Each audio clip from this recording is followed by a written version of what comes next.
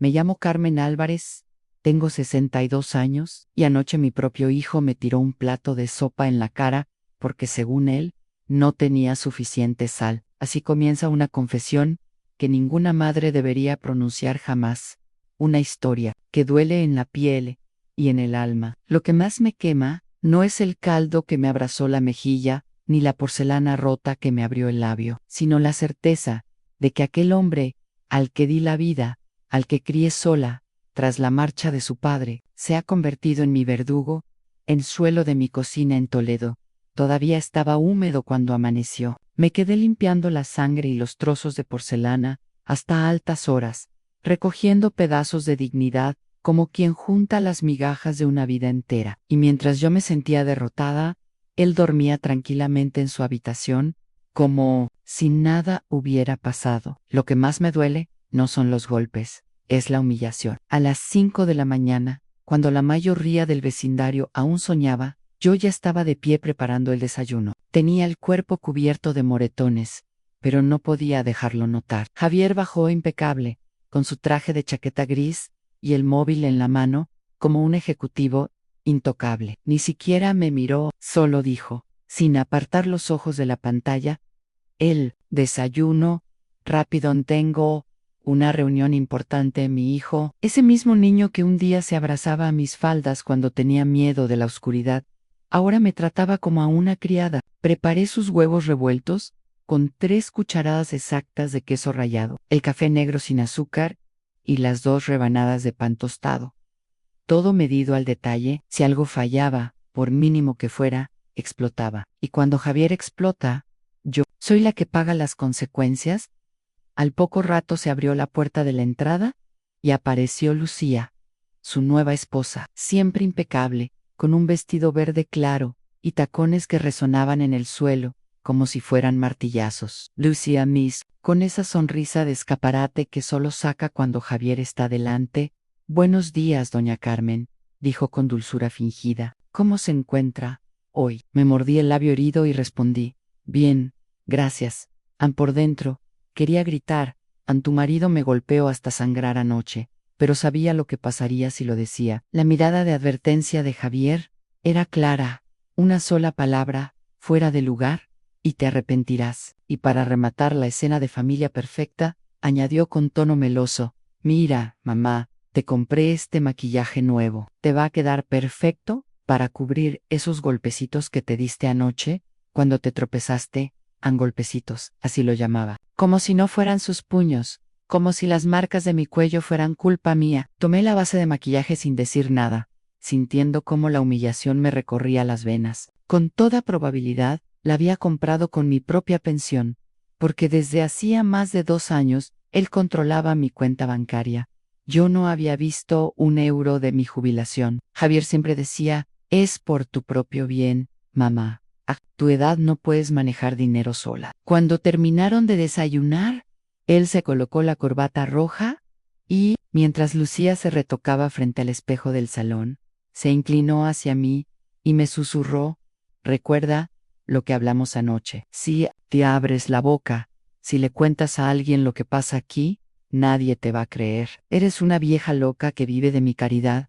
Sentí un escalofrío recorriéndome la espalda. Luego, como si nada, se marcharon juntos, cogidos de la mano, subiendo a su coche nuevo, ese sedán negro, que también había sido pagado con mi dinero. Los observé desde la ventana con lágrimas contenidas, cuando la puerta se cerró tras ellos. El silencio de la casa fue tan pesado que me derrumbé en la silla de la cocina. No lloré de tristeza, lloré de rabia. Esta casa había sido mi refugio durante 30 años. La compré trabajando como secretaria ejecutiva en un despacho de abogados en Madrid. Dediqué 40 años a ese empleo, siempre puntual, siempre impecable, organizando la vida de otros. Jamás imaginé que terminaría siendo prisionera en mi propio hogar.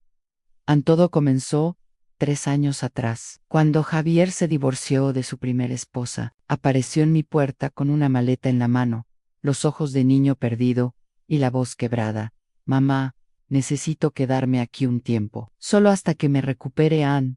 Y yo, como la madre ingenua que siempre fui, le abrí la puerta y el corazón. Por supuesto, hijo, esta también es tu casa. Al principio parecía todo normal. Se levantaba temprano, iba a trabajar, cenábamos juntos, incluso me ayudaba a hacer la compra. Pensé que por fin tendríamos la relación madre e hijo que siempre soñé. Pero pronto comenzaron los comentarios.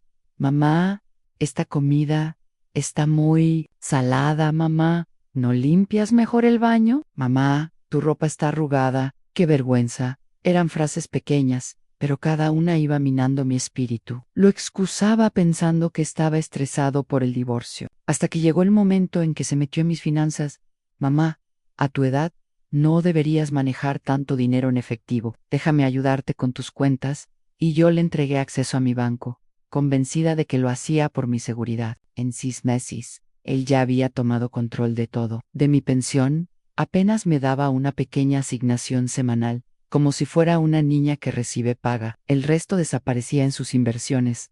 Con la llegada de Lucía, todo empeoró. Una mujer 20 años menor que él, siempre vestida de lujo, acostumbrada a restaurantes caros y vacaciones en Marbella. Fue entonces cuando mi hijo dejó de verme como madre y me convirtió en la criada de la casa.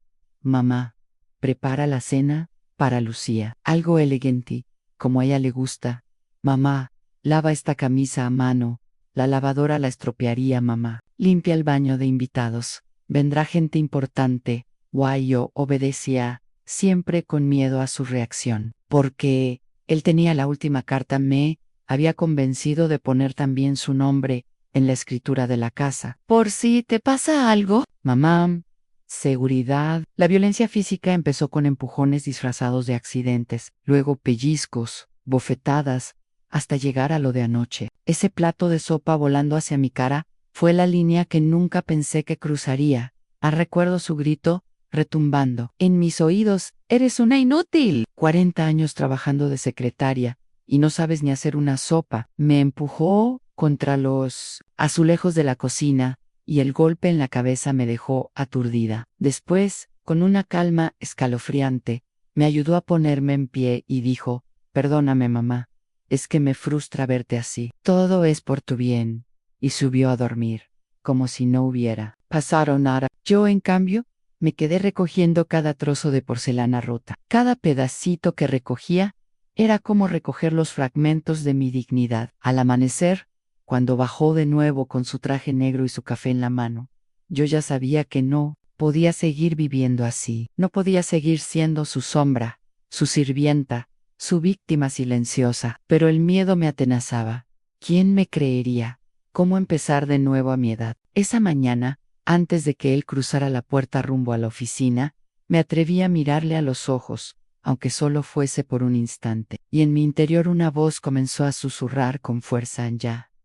No te tengo miedo, Javier». Por primera vez en 3 años, no te tengo miedo. No sabía cómo ni cuándo, pero estaba segura de una cosa: a mi vida no podía seguir siendo así. Algo iba a cambiar en la casa. Amaneció con un silencio extraño, después de aquella noche de golpes y amenazas. Aunque mi rostro aún dolía por el corte en el labio y la hinchazón de la mejilla, me maquillé cuidadosamente. Sabía que ese día no podía permitirme el lujo de mostrar debilidad. Lucía había anunciado que vendría a comer con unas amigas de la oficina, y Javier quería que todo fuera perfecto, y cuando Javier decía perfecto significaba que yo debía convertirme en una actriz impecable, fingiendo ser la madre feliz de un hijo ejemplar. La mañana transcurrió en una rutina tensa. Yo limpiaba cada rincón de la casa, como si mi vida dependiera de ello, porque en realidad así era. Pasé la aspiradora, lustré los muebles, planché manteles y servilletas, todo bajo el eco de sus advertencias de la noche anterior. «Si haces quedar mal, te saco de esta casa a patadas». Sus palabras resonaban en mi cabeza mientras colocaba flores frescas en el centro de la mesa del comedor. A las 12 en punto sonó el timbre. Tomé aire, repasé mi maquillaje en el espejo y abrí la puerta. Lucía estaba radiante, con un vestido ajustado color marfil y zapatos de tacón que parecían diseñados para un desfile. A su lado 3 mujeres jóvenes, todas con bolsos de diseñador y perfumes que inundaron el aire. «En segundos, señora Carmen», dijo Lucía, con esa dulzura calculada. «Le presento a mis amigas San Beatriz, del Departamento de Recursos Humanos, Brenda, de Marketing, y Elvira, de Legal. Al escuchar aquel nombre, Elvira, sentí que el corazón me daba un vuelco. No podía ser casualidad. Levanté la vista y mis sospechas se confirmaron. Allí estaba mi hermana pequeña, Ella Q. Novella. Desde hacía años, más delgada, más elegante, con el cabello recogido y la mirada aguda que siempre había tenido. Fingimos no conocernos, porque ambas entendimos al instante que aquella no era la ocasión para descubrir la verdad. Mucho gusto. Señora Álvarez, dijo ella con voz formal, como si fuera una extraña. Su nuera nos ha hablado mucho de usted. Las invité a pasar, con una sonrisa forzada, mientras por dentro todo mi cuerpo temblaba. Mis manos estaban húmedas, pero conseguí llevarlas al comedor, donde había dispuesto el mantel bordado que heredé de mi madre y la vajilla de porcelana que reservaba para ocasiones especiales. Javier insistía en que usara siempre lo mejor cuando había visitas. Aunque para él yo no fuera más que la sirvienta gratuita, serví los platos uno por uno en pasta con gambas, ensalada fresca y pan recién tostado, todo con un cuidado obsesivo, porque sabía que la más mínima imperfección podía desencadenar otra tormenta. Mientras ellas charlaban animadamente sobre proyectos en la oficina y planes de fin de semana en Madrid, yo iba y venía de la cocina, rellenando copas de vino blanco y retirando platos vacíos. La comida está deliciosa, comentó Beatriz, sonriendo amablemente. ¿La ha preparado usted, señora Álvarez? Sí, respondí con voz suave. Me gusta cocinar. Es un placer cuando es para personas tan encantadoras. Brenda intervino. Enseguida, qué suerte tiene Javier de tener una madre tan dedicada. En estos tiempos, es difícil encontrar mujeres que se entreguen tanto al hogar. Ana Lucía sonrió, orgullosa, y añadió con naturalidad.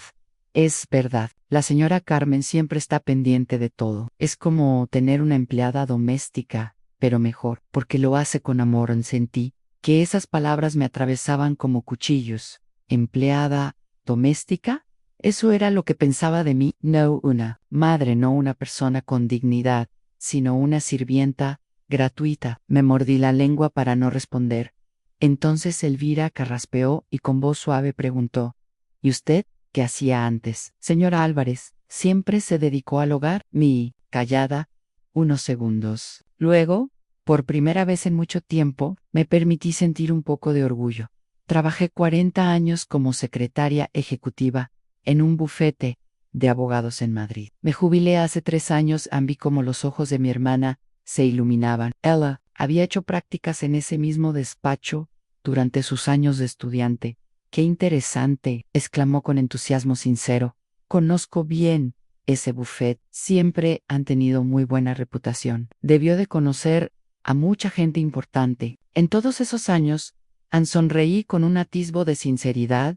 Sí, conocí a jueces, fiscales, abogados influyentes, incluso ayudé en algunos casos complicados. El señor Morrison solía decir que yo era indispensable en la incomodidad de Lucía.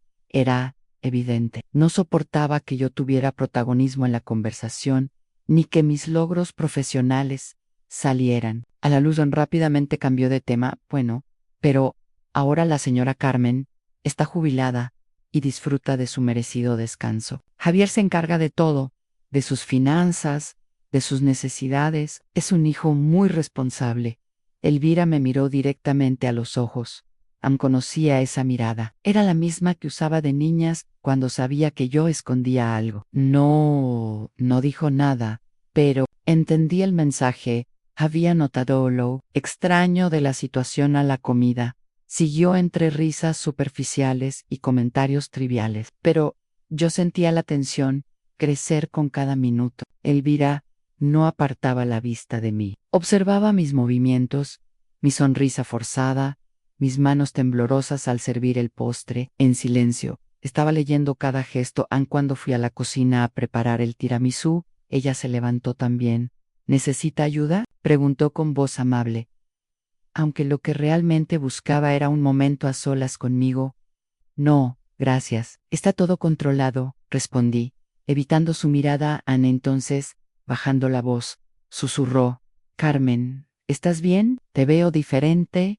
Sentí que todas mis defensas se desmoronaban en un segundo. Quise abrazarla, contar todo, confesarle que llevaba 3 años viviendo en un infierno. Pero justo en ese instante, escuché el ruido de unas llaves en la puerta principal. El corazón me dio Javier había llegado antes de lo previsto. Respire hondo. Me forcé a sonreír y respondí rápidamente: todo está bien, Isabel. Solo estoy un poco cansada.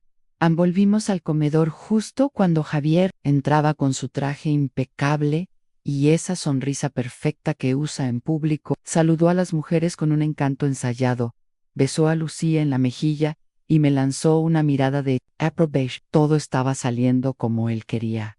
Espero que mi madre las haya atendido bien, dijo con tono de galán. Excelentemente, respondió Beatriz. Es encantadora.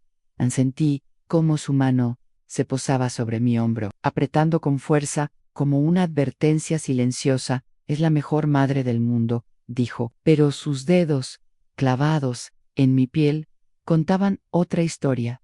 A las visitas se marcharon poco después. Elvira fue la última en salir, y antes de cruzar la puerta me tomó la mano con fuerza. Fue un placer conocerla, señora Álvarez, dijo en voz alta, para que todos oyeran. Luego, en un susurro apenas audible, añadió: nos vemos pronto. Cuando cerramos la puerta, la máscara de Javier cayó en un segundo. Su voz se volvió fría, cortante. Lo hiciste bien. Por una vez no me diste vergüenza. No irá en el hoyo. Era una constatación de que había cumplido con mi papel de sirvienta. Mientras recogía los platos, él desapareció hacia su habitación. Pero antes de subir, me lanzó otra amenaza disfrazada de advertencia. Mañana viene el técnico a revisar tu ordenador. Dice que has estado navegando en páginas extrañas. En el corazón me dio un vuelco. Yo no tenía ordenador propio, solo usaba el suyo cuando necesitaba algo. Y lo único que había buscado recientemente eran páginas de ayuda a mujeres maltratadas. Javier lo sabía. Había descubierto mis intentos de buscar salida. Esa noche no dormí. Supe que estaba entrando en un terreno aún más peligroso. La fachada de familia perfecta comenzaba a resquebrajarse, y yo corría el riesgo de quedar atrapada para siempre en la mañana, después de aquella comida con Lucía y sus amigas. Amaneció fría en Toledo. El cielo estaba encapotado, gris, como si quisiera advertirme de lo que estaba por venir. Apenas había dormido. La frase de mi hermana, nos vemos pronto, seguía repitiéndose en mi cabeza como un eco esperanzador y a la vez peligroso. ¿Y si realmente sospechaba? ¿Y si intentaba ayudarme? Mientras recogía las sobras de la cena anterior y fregaba los platos, el támbar sonó.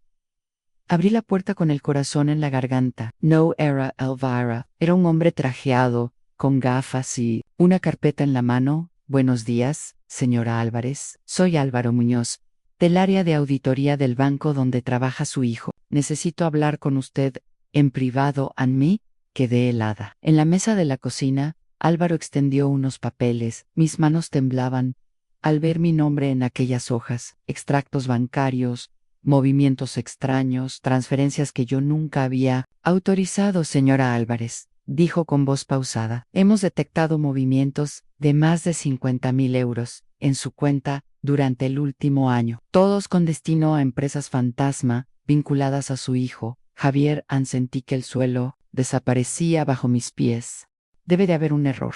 Yo no sé nada de eso. No manejo mi cuenta desde hace tiempo. Álvaro me miró con seriedad. Lo sabemos, pero legalmente, usted figura como la única titular de la cuenta. Si esto sale a la luz, la responsible será usted.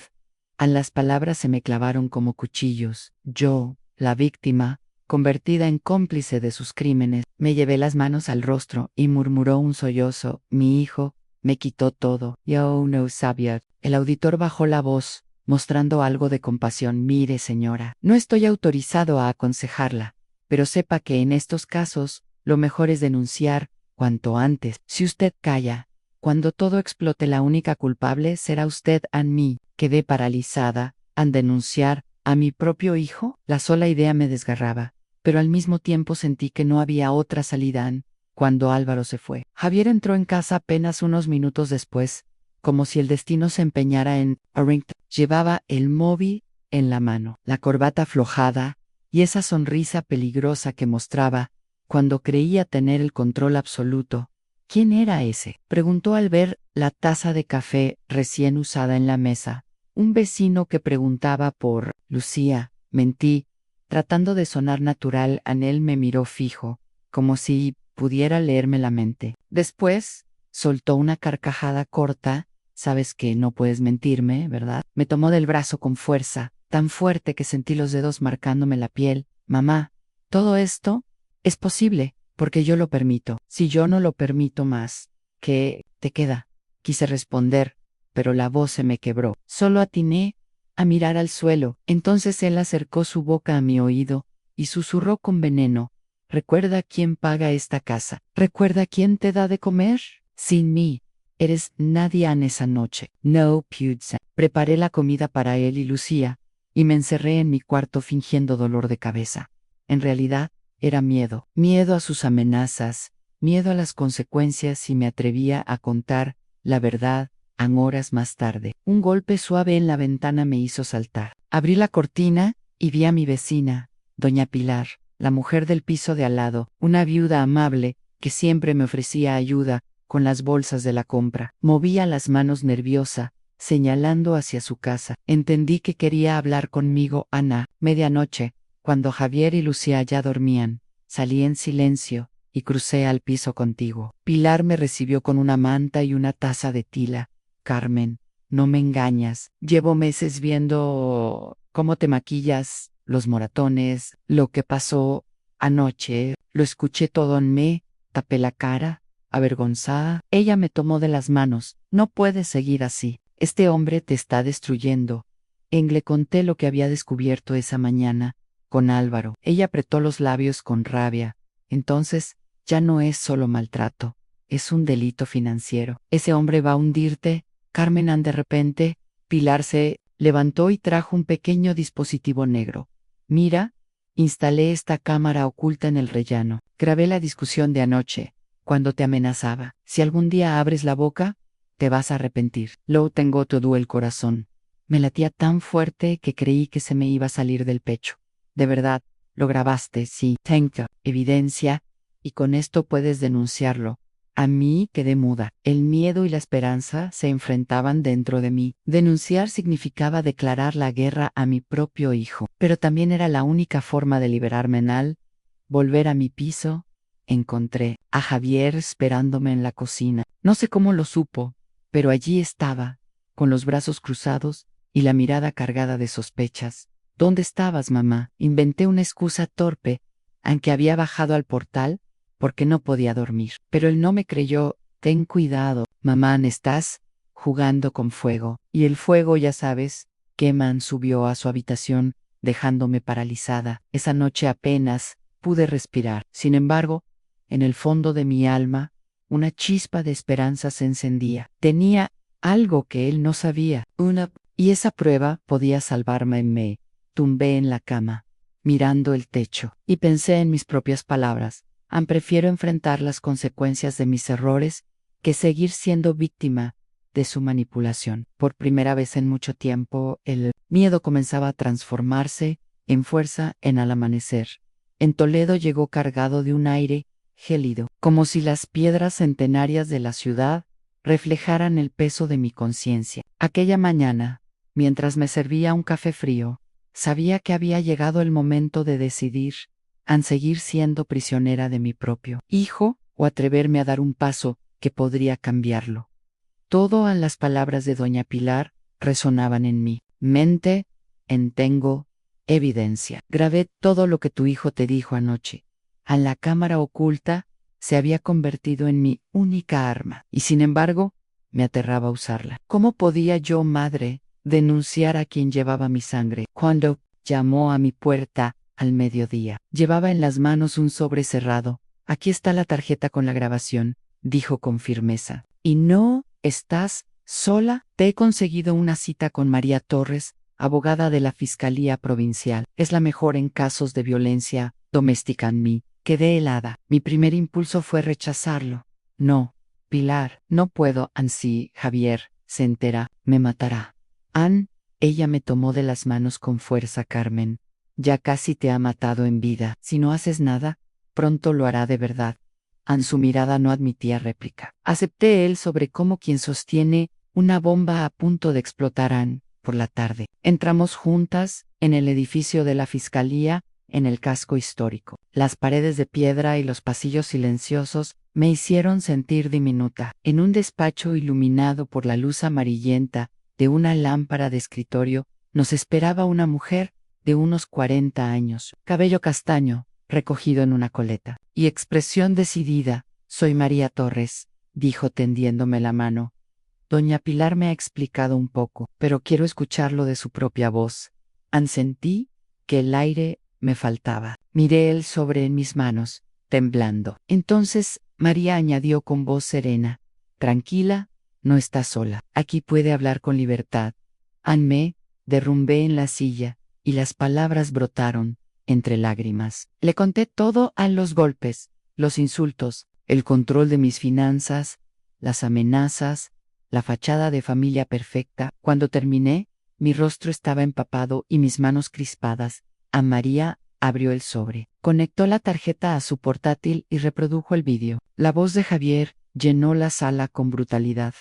Si algún día abres la boca, nadie te va a creer. Eres una vieja loca que vive de mi caridad. La abogada pausó el video y me miró fijamente.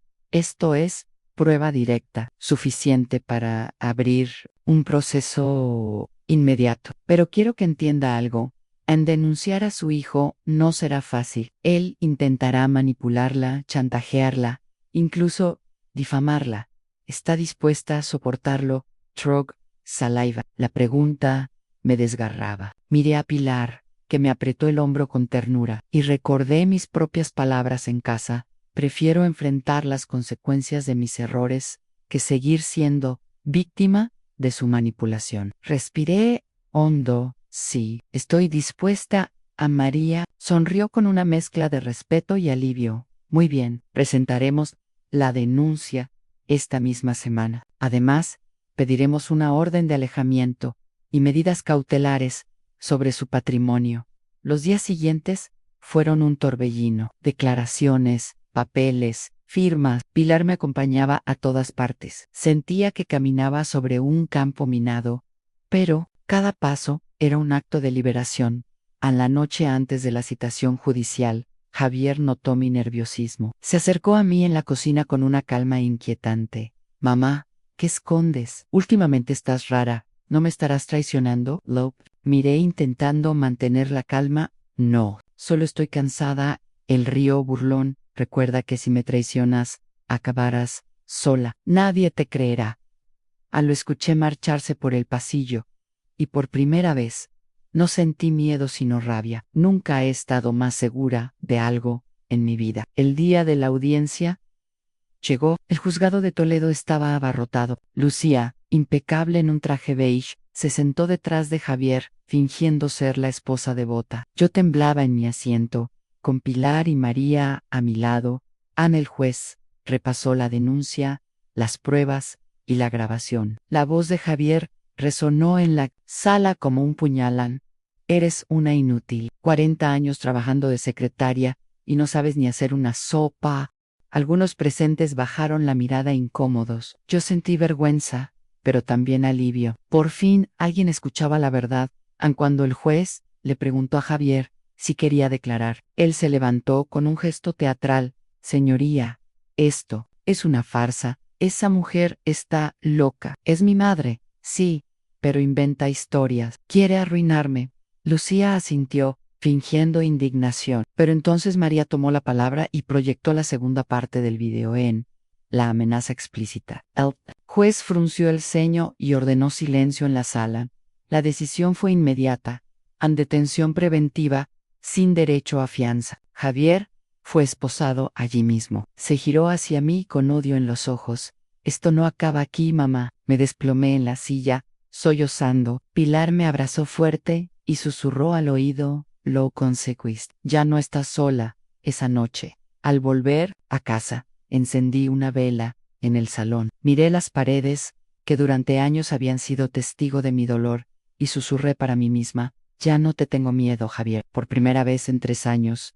No te tengo miedo. Sentí que respiraba de nuevo. Sabía que la batalla no había terminado, que él intentaría vengarse desde la cárcel, pero también sabía que había dado el primer paso para recuperar mi vida, y sobre todo mi dignidad. El eco de los barrotes, cerrándose tras Javier, aún retumbaba en mi memoria cuando regresé a casa. Esa tarde, Toledo parecía más luminosa que nunca. Las campanas de la catedral sonaban lejanas, y por primera vez en mucho tiempo, respiré sin que el miedo me encogiera el pecho. Sin embargo, la tranquilidad apenas duró unos días. Yo sabía que Javier no se rendiría, lo conocía demasiado bien. A la primera carta, llegó a la semana de su detención. Él sobrellevaba el sello del centro penitenciario de Ocaña. Mis manos temblaban mientras lo abría. La letra era suya, pulcra y firme, como la de un banquero que nunca pierde el control. Mamá, has cometido un error enorme. Si no retiras la denuncia, voy a sacar a la luz lo que hiciste en tu trabajo en Madrid. ¿Recuerdas esos papeles que firmaste sin leer? ¿Recuerdas los favores que hiciste a ese abogado? Tengo pruebas, mamá. Pronto, todos sabrán que no eres ninguna víctima, sino una cómplice. Gonzalo Bean, ¿quieres terminar tu vejez en la cárcel? Tu hijo, Javier. Las palabras me atravesaron como un cuchillo. Durante años había guardado silencio sobre ciertos episodios de mi vida laboral. No eran delitos, no, pero sí errores que podían usarse en mi contra. Documentos que firmé sin revisar por confianza ciega en mis jefes. Horas extras que nunca declaré. Favores administrativos que hoy podrían malinterpretarse. En aquel entonces no parecían importantes, pero en boca de Javier se convertían en armas. Caí de rodillas en el salón, apretando la carta contra el pecho. ¿Y si tiene razón? ¿Y si todos creen que soy culpable? ¿Y si pierdo lo poco que he recuperado? Doña Pilar vino a verme esa tarde y me encontró hecha un mar de lágrimas. La máster la carta. Ella frunció el ceño con rabia. Es un chantaje, Carmen. Lo típico de un maltratador. Intenta usar tu pasado contra ti porque sabe que es tu punto débil. Yo bajé la mirada. Pero si los demás lo creen, si el juez piensa que es verdad, entonces lo que tienes que hacer es adelantarte. Me interrumpió Pilar. Lo que tengas que confesar, quita de sus manos el poder de usarlo contra ti. No dormí esa noche. Caminé de un lado a otro por la casa, recordando cada firma, cada papel, cada error de juventud. Recordé también a mis antiguos jefes, algunos ya jubilados, otros aún ejerciendo. ¿Qué pensarían si todo salía a la luz? La vergüenza me consumía, pero había algo más fuerte que la vergüenza, el deseo de no volver a ser esclava de mi propio hijo. Al día siguiente, fui al despacho de María Torres. Le entregué la carta y le hablé con el corazón en la mano. María, tiene razón. Yo, en el bufete hice cosas de las que no estoy orgullosa. No delitos, pero sí favores indebidos. Si esto sale, me hunde. María me escuchó con calma, tomando notas. Cuando terminé, me miró a los ojos con firmeza. Carmen, lo que hiciste no te convierte en delincuente, te convierte en humana. Y si él intenta usarlo, lo enfrentaremos con la verdad. Pero hay algo más. Tienes que ser tú quien lo diga. ¿Primero? ¿Yo? Pregunté, con la voz temblorosa. Sí, hazlo público. Enfréntalo. Así anulas su amenaza. Si tú misma lo cuentas, nadie podrá utilizarlo para manipularte. Sentí un escalofrío. La idea de desnudar mi vida ante los demás me aterraba, pero al mismo tiempo comprendí que era el único camino. Una semana más tarde, María organizó una rueda de prensa en el Colegio de Abogados de Toledo. Yo no quería hacerlo en un juzgado. Prefería un lugar donde hubiera también periodistas y ciudadanos comunes, donde mi voz pudiera llegar sin filtros. Cuando me senté frente a los micrófonos, con las luces de las cámaras cegándome, sentí que el corazón me iba a estallar. Recordé a Javier gritando: Mambo, a declararte loca. Nadie escuchará a una mujer mayo que inventa historias. Y respiré hondo, me llamo Carmen Álvarez, comencé, soy madre, jubilada y víctima de violencia doméstica. Hoy estoy aquí no solo para denunciar a mi hijo, sino para contarles mi verdad. Entera la sala quedó en silencio. Expliqué que durante mis años en el buffet firmé documentos sin leer por exceso de confianza, que acepté favores que no debería haber aceptado, que no siempre fui estricta con los protocolos. No soy perfecta, dije con la voz quebrada. Cometí errores, como cualquiera, pero ninguno de esos errores justifica que mi hijo me golpeara, me robara y me convirtiera en su prisionera. Un murmullo recorrió la sala. Vi lágrimas en los ojos de algunas mujeres en primera fila. Ann Perry levantó la mano y preguntó: ¿por qué confiesa todo esto ahora? Lo miré directo.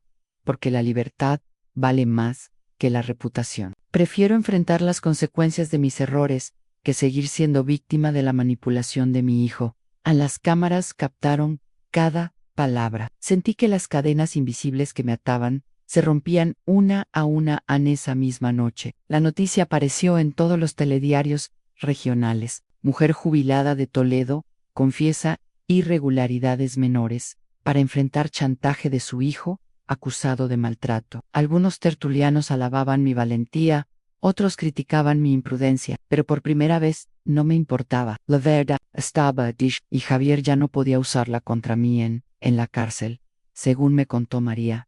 Él estalló de furia al ver la transmisión en televisión. Golpeó la mesa, gritó insultos, culpándome de arruinarle la vida. Yo, en cambio, dormí profundamente.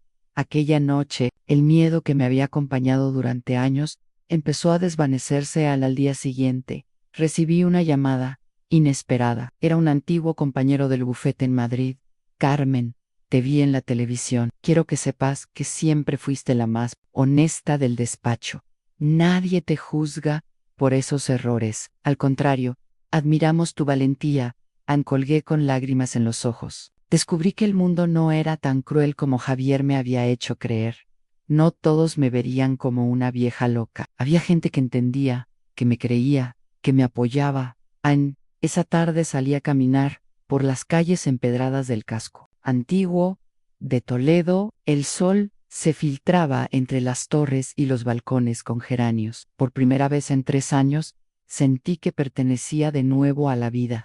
Mientras cruzaba el puente de San Martín, me detuve a mirar el río Tajo. El agua corría imparable, como un símbolo de la libertad que empezaba a recuperar. Susurré para mí misma: algún día podré perdonarte, Javier, pero nunca voy a olvidar. Sabía que el camino aún era largo. Quedaban juicios, audiencias, miradas críticas, pero también sabía que había recuperado lo más importante, la dignidad. Y comprendí que, aunque Javier intentara seguir chantajeándome desde la cárcel, yo ya había roto sus cadenas. Ahora, la dueña de mi vida volvía a ser yo. El día del juicio final llegó con un aire extraño en Toledo. Las campanas de la catedral repicaban con solemnidad, y las calles empedradas parecían guardar silencio, como si toda la ciudad supiera que algo importante estaba a punto de decidirse. Me vestí con mi mejor abrigo gris, no para impresionar a nadie, sino para recordarme a mí misma que seguía siendo una mujer digna. Doña Pilar me acompañó hasta el Palacio de Justicia. Su mano firme en mi brazo fue un ancla en medio de mi mar de nervios. En la entrada nos esperaba María Torres, mi abogada, con su maletín lleno de pruebas y esa serenidad que transmitía confianza dentro de la sala. Vi a Javier escoltado por 2 guardias. A pesar de los meses en prisión, conservaba la arrogancia en la mirada. Lucía no estaba. Había decidido colaborar con la fiscalía semanas atrás, aportando documentos que demostraban cómo Javier había vaciado mis cuentas para financiar lujos y tapar deudas de juego. El juez repasó uno por uno los cargos: maltrato físico, amenazas, coacción, apropiación indebida y fraude financiero. Cada palabra era un recordatorio del infierno que había vivido. Yo permanecí con la vista fija en el estrado, evitando cruzar miradas con mi hijo. No quería derrumbarme. Cuando llegó el turno de declarar, respiré hondo, me puse en pie y conté mi historia, sin lágrimas esta vez, con la voz firme de quien ya no tiene nada que esconder. Durante 3 años viví como prisionera en mi propia casa. Support, insultos, golpes y humillaciones. Mi hijo me arrebató no solo mi dinero, sino también mi libertad y mi paz. Hoy no hablo como madre, sino como mujer que exige justicia. En la sala se escuchó un murmullo. Vi a varias mujeres asentir con los ojos vidriosos. En ese instante supe que no estaba sola. El juez escuchó también las grabaciones que Pilar había entregado. La voz de Javier retumbó una vez más. Mamá, si algún día abres la boca, te vas a arrepentir. Nadie te va a creer. Al oír sus propias palabras, Javier bajó la mirada por primera vez. Fue un instante fugaz, pero lo vi en la sombra del fracaso reflejada en su rostro tras horas de deliberación. La sentencia se leyó con solemnidad en Javier Álvarez, condenado a 12 años de prisión por violencia doméstica, coacción y fraude. Financiero. No habría posibilidad de fianza ni reducción inmediata de pena. Las lágrimas me brotaron, de tristeza, sino de alivio. Pilar me abrazó y María sonrió con discreción, como quien sabe que la justicia, aunque tarde, finalmente. Llegan los meses siguientes, fueron un proceso de reconstrucción. Recuperé la titularidad de mi casa, aunque estaba llena de recuerdos dolorosos. Decidí pintar las paredes, cambiar los muebles y abrir las ventanas de par en par para que el aire fresco del Tajo barriera la oscuridad acumulada. Un día, recibí una llamada inesperada. Era la directora de un centro de apoyo a mujeres maltratadas en Castilla-La Mancha. Habían visto mi testimonio en televisión y me ofrecían colaborar como voluntaria, acompañando a otras mujeres que pasaban por situaciones similares. Dudé unos segundos, pero luego acepté. Comprendí que mi dolor podía transformarse en esperanza para otras. A la primera vez que hablé frente a un grupo de mujeres, sentí un nudo en la garganta. Les conté mi historia, mis miedos, mis errores y mi liberación. Algunas lloraban, otras apretaban los puños, pero todas me escuchaban con atención. Al final, una de ellas se levantó y me dijo: «Gracias, Carmen. Escucharla me ha dado valor para denunciar a mi pareja». Aquel día entendí que todo lo vivido no había sido en vano.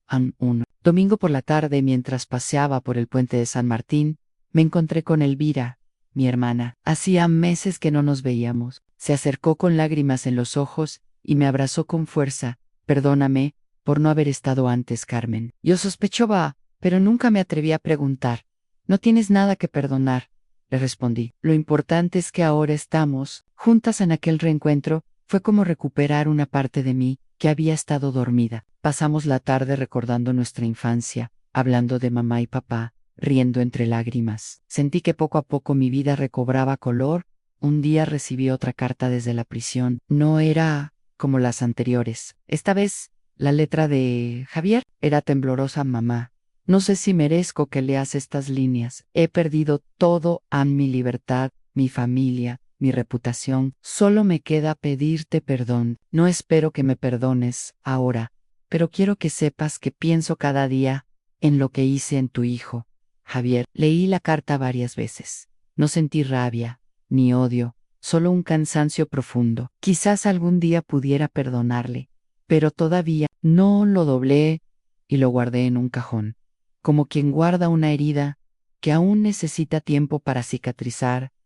Con el paso de los meses, empecé a sonreír de nuevo. Mi casa volvió a llenarse de visitas, de risas, de vecinas, de charlas con Pilar y cafés con Elvira. Incluso acepté un pequeño trabajo administrativo en el centro de apoyo, no por necesidad económica, sino para sentirme útil cada vez que entraba en esas salas y veía a mujeres recuperar su dignidad. Recordaba mis propias palabras: la libertad vale más que la reputación. Hoy miro por la ventana de mi casa en Toledo y veo cómo el sol se esconde tras las murallas medievales. Pienso en el camino recorrido del miedo a la valentía, del silencio a la voz, de la humillación a la luz. No fue fácil, pero aprendí que nunca es tarde para empezar de nuevo.